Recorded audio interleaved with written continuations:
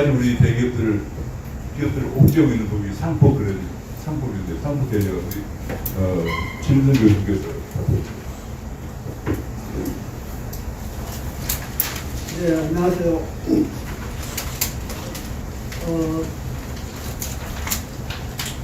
6월 11일 날 법무부에서 상법 개정 입법 예고를 했습니다. 그 내용을 지금 간단하게 말씀드리겠습니다. 우선 그 다중대표소송 제도라는 것을 도입을 하겠다고 하는데요. 이게 뭐냐면 우리 이제 이사들의 책임을 추궁하기 위한 소송이 원래 대표 소송입니다. 근데 다중 대표 소송은 모 회사의 주주가 자기 회사의 이사를 상대로 대표 소송을 하는 게 아니고 모 회사의 주주가 자회사의 이사를 상대로 소송을 한다는 겁니다. 이게 왜 문제가 되느냐? 각자 회사는 독립된 단위거든요. 모 회사의 주주가 모 회사의 이사 잘못한다라고 손해배상해라라고 소송하는 것은 뭐 이해할 수 있죠. 그러면 자회사는 어떻습니까? 자회사도 자회사 주주가 있을 거 아닙니까? 자회사 주주가 자회사 이사한테 당신 뭐 이렇게 잘못하냐라고 소송하는 거에 그게 당연한 거죠. 그런데 왜 모회사 주주가 나서서 자회사 주주가 할 일을 나서서 그렇게 자회사 이사들을 상대로 소송을 제기해야 된다는 겁니까? 말이 안 되잖아요. 예를 들어서 시아버지 시어머니가 아들 딸 너희들 왜 잘못하냐고 내정 간섭하는 거나 똑같은 얘기죠. 이게 이제 어디서 나온 거냐 하면 미국에서 나왔어요. 미국은 이제 판례법 국가이기 때문에 조문이 있는 것도 아니에요. 그런데 미국에서는 어떤 경우에 인정이 되느냐? 아주 어렵게 인정이 됩니다. 예를 들어서 이사가 위법행위를 한 당시에 주주였던 사람, 그 다음에 그때부터 지금까지 주식을 계속 보유하고 있던 사람, 그리고 제소를 요구했는데도 불구하고 회사에서 말을 안 들을 때, 이런 여러 가지 까다로운 조건을 맞출 때만 자회사의 이사들을 상대로 모회사 주주가 소송을 제기할 수 있어요. 그리고 특히 더 중요한 것은 자회사에 다른 주주가 없을 때, 그러니까 자회사는 거의 형식적이고 모회사에만 주주가 있을 때, 그런 것을 우리는 뭐라고 합니까? 완전 모회사, 완전 자회사라는 겁니다. 자회사에 다른 주주가 없으니까 모회사 주주라도 나서야 된다, 이런 논리거든요. 근데 우리는 모자회사 개념이 어떻게 되냐면 자회사의 주식을 50%를 초과해서 소유했을 때 모회사라고 합니다. 그 말은 무슨 말이냐면 자회사에 무수한 주주들이 있다는 소리죠. 자회사 주주도 있는데 왜 모회사 주주가 나서서 난리를 쳐야 되느냐 이거죠. 모회사 주주에게 왜 그렇게 특권을 줘야 됩니까? 그럼 자회사 주주에게도 그런 특권을 주느냐? 안 줘요. 자회사 주주에게. 그럼 모회사 주주에게만 주겠다는 거죠. 그래서 이게 문제라는 겁니다. 일본은 어떻게 하고 있냐? 일본도 인정을 하고 있어요. 근데 일본은 어떻게 하냐? 완전 모자회사만 인정을 하고 있어요. 그러니까 자회사에 다른 주주가 전혀 없을 때, 아무도 없을 때, 모회사가 100% 가지고 있을 때, 이때는 자회사 주주가 깽판을 쳐도 누가 말을 할 사람이 없어요. 그러니까 모회사 주주라도 나서서 야단을 쳐야 자회사가 잘하고, 잘하면 그 이익이 모회사로 올라올 거 아닙니까? 그런데 이게 이제 왜 그럼 이런 제도를 도입했냐? 소액 주주들을 보호한다라고 하는데 이게 말이 안 되는 겁니다. 왜냐하면 원래 대표 소송이라는 것을 제기해봤자 소를 제기한 주주들이 이익을 가져가는 게 아니에요. 대표 소송이라는 것은 회사를 대표해서 대신 소송을 해준다는 뜻이거든요. 그러면 이익을 누가 가져가느냐? 손해배상을 받으면 그것은 회사의 일반 회계로 들어가는 겁니다. 그러니까 주주들은, 소액 주주들은 미쳤어요. 뭐 쓸데없이 그 열심히 소송하겠습니까? 안 한단 말입니다. 그럼 누가 하느냐? 펀드들이 하죠. 펀드들이 이사들을 흔들기 위해서 합니다. 경영권을 흔들기 위해서 합니다. 그런데 끝까지 가느냐? 미국에는 끝까지 소송이 가는 일이 없어요. 왜냐하면 흔들어 놓고는 그 다음에 협상을 합니다. 자, 우리가 대표소송도 골탕먹일 건데 적당히 이 선에서 합의 보지 이렇게 되는 거죠. 그 합의 봐야죠. 합의 보기 때문에 미국에서 우리가 대표소송 판례를 찾으면 잘 없어요. 인정이 된다라고 하는데 왜냐하면 이렇게 이사들을 위협하기 위한 위협소송 용도로 회계사하고 변호사들이 짜고서 회사를 골탕먹이려고 합니다. 그래서 돈 뜯어내려고 합니다. 이런 거거든요. 그래서 이걸 우리나라에 도입하겠다는 거예요. 아무 논리도 없어요. 일본은 어떻게 하고 있냐면, 일본도 아까 제가 말씀드리다 말았는데, 일본은 완전 100% 모자회사 간에만 인정이 되고 있고요. 그 다음에 일본은 예를 들어서 자회사가 우리나라도 삼성전자 같은 한 8, 90개 있을걸요. SK도 한 7, 80개 있을 거고. 그럼 노예자 주주는 7, 80개 모든 자회사를 상대로, 이사들 상대로 소송 제기할 수 있다는 얘기가 되지 않겠어요? 그럼 문제죠. 그래서 일본은 자회사 중에서도 모회사의 시가총액의 20%, 자산 총액이 20% 이상 되는 큰 모회사만 상대로 소송을 할 수 있게 이렇게 만들어놨어요. 그리고 해외 자회사는 할 수 없게 만들어놨어요. 이렇게 여러 가지 조건이 있다. 그래서 저도 일본식으로 한다면 저 찬성합니다. 일본식으로 한다면. 완전 뭐죠? 예를 들어서 우리가 신한지주, 신한은행 주식 살 수 없잖아요. 왜냐하면 신한은행의 신한보험, 신한생명 모든 주식을 누가 갖고 있냐? 신한지주가 갖고 있어요. 그럼 신한은행 이사가 웅크리로 일한다. 그러면 우리는 어떻게 해야 됩니까? 신한지주를 해야 되겠죠. 그 신한지주, 왜냐하면 신한은행의 주주는 아무도 없으니까요. 신한지주 회사 말고는 신한은행의 주주가 없습니다.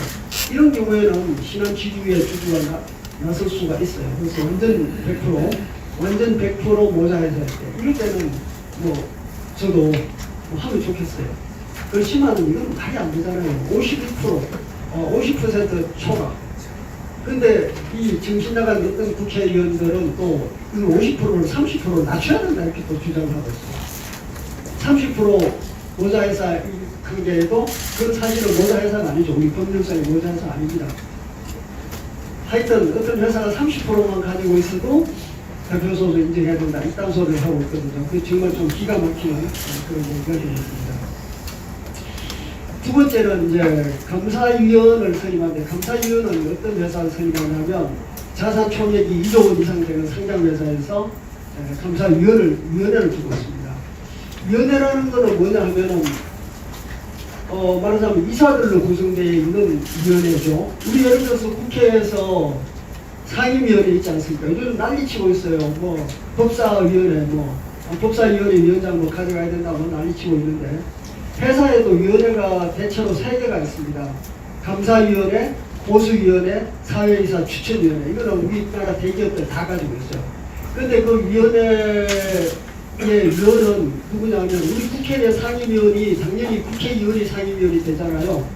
그러니까 감사위원회 위원도 바로 이사들 중에서 위원이 될 수 있는 거예요. 그런데 이 모든 이사들은 주주총회에서 뽑아야 된다 했으니까 감사위원도 일단은 주주총회에서 뽑아야 되겠죠. 그래서 지금은 일단 이사를 다 뽑아놓고 그 중에서 감사위원 될 사람을 2차 투표를 해요.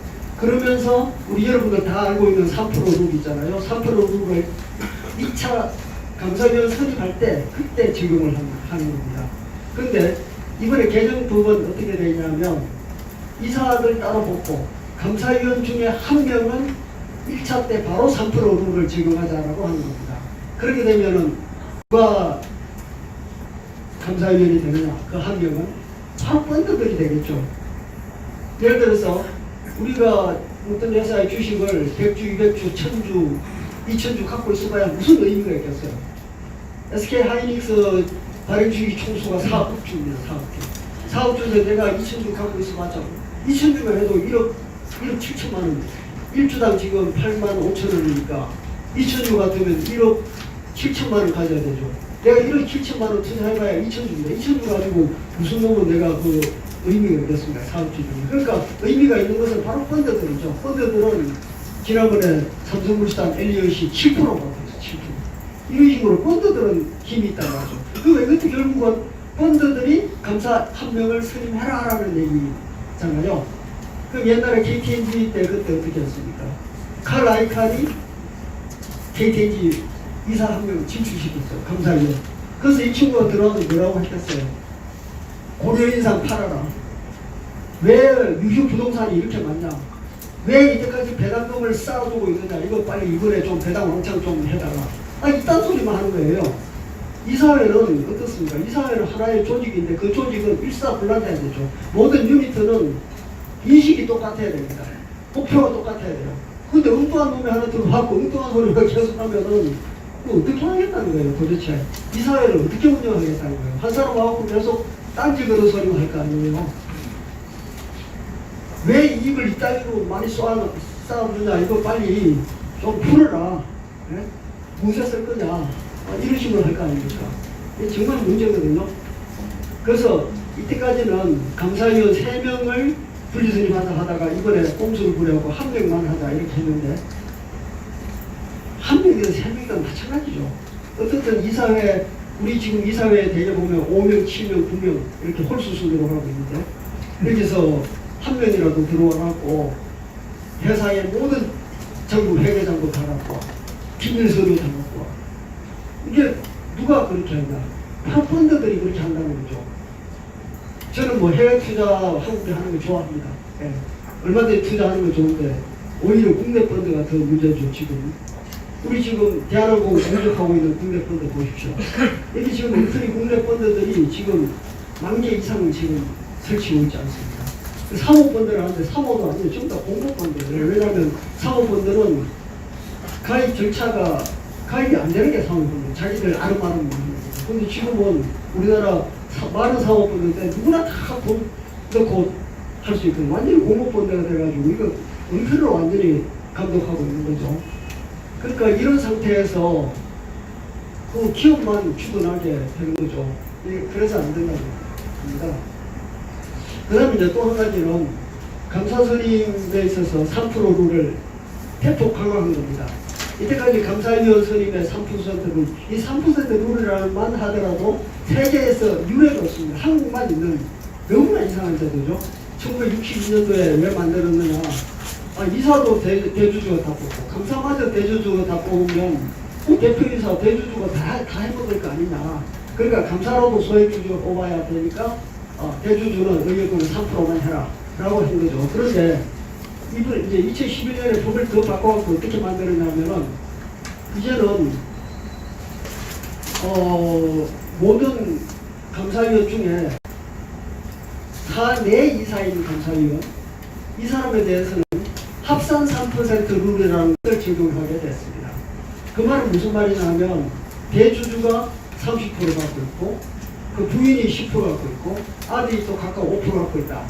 이러면은 50% 되잖아요. 그럼 50% 중에 다 합쳐갖고 3%만 의결권 행사하라. 이런 이야기입니다. 그러면 가족들 갖고 있는 것 전부, 근데 가족이 문제가 아니고 특수관계인까지 포함합니다. 특수관계인이라는 건 뭐냐면은 6촌 이내의 친척, 4촌 이내의 인척입니다. 6촌 이내의 친척 같으면 지금 요새 형제끼리 싸우고 부부간도 싸우고 지금 난리인데 어떤 재벌 총수는 6촌을 헤아리니까 약 150명에 200명이 되거든요. 200명의 주식을 몽땅 다 합쳐갖고 그중에 3%만 행사해라 했는데 아니 동생하고 나하고 지금 원수인데 어떻게 합칩니까? 원수끼리 뭐 동치마라는 뭐 영화도 있지만 적과의 동치마라는 얘기도 있지만 도대체 어떻게 원수끼리 어떻게 그걸 모아가지고 3%만 근데 150명, 200명을 어떻게 찾습니까? 그 주식을 갖고 있는 걸 일일이 알아볼 수도 없고 그리고 인척이라는 건 외갓주익인데 외갓집 4촌까지 다 합쳐갖고 3%만 행사해라? 이거 무슨 현실성이 있는 소리가 아니잖아요. 근데 이때까지는 사내 이사인 감사위원 뽑을 때는 그렇게 하라 했는데 이번에는 어떻게 했냐? 이거를 모든 감사위원 뽑을 때로 확대를 시켰어요. 말도 안 되는 이런 거를 꼭 해야 되겠습니까? 이제 이 시간이 어떻게 되니까 다 됐어요. 그럼 여기까지만 하겠습니다. 감사합니다. 쉽게 저는 법학도 아니고 쉽게 설명드리면 보통 감사가 회사에 5명, 등기사 5명, 7명, 9명, 3년 전자가 큰 데는 9명, 보통 5명, 7명이 많아요. 근데 감사위원회는 3명을 보게 되어 있습니다. 그렇죠. 3명은 모두 사회이사라야 돼요. 그 중에 1명은 아무리 아까 얘기한 친인척 특수관계는 다 합해가지고 주식이 아무리 많아도 3% 하게 돼 있어가지고 이 감사위원장은 그냥 외부 사람이 오게 돼 있어요. 그리고 나머지 2명도 사회이사에서 오게 돼 있습니다. 그러면 감사위원회는 그냥 밖에서 자유조작되어 있는 거예요. 자, 7명이 있는 경우에 3명이 외부에서 자유조작입니다. 그 중에서 또 1명 정도가 예컨대 소액 주주 뭐 이런 사람이 들어오나 그러면 쉽게 얘기하면 지금 우리나라 이게 재벌개혁도 특히 김삼조를 비롯해가지고 옛날에 재벌개혁이었는데 임상 생각에 기업가는 투자를 하되 경영을 하지 마라. 7명의 등기사 중에서 3명의 감사위원이 사회이사고 감사위원장은 펀드나 이런 데들이 뽑고 나머지 소액주주 1명, 이번에 다행히 집중투표제는 안 들어갔는데, 안 들어갔죠. 그거 천만다행인데. 그래서 4명만 밖에서 들어오면은 경영만 마음대로 하는 거죠. 소위 투자한 사람은 아무것도 못하는 거죠. 이걸 이렇게 하려고 하는 거예요. 이게 이 사람들의 철학을 제가, 그러면서 제가 내 발표를 좀 보니까, 기업 경영은 힘들지 마라. 우리가 하겠다. 그런 논리예요.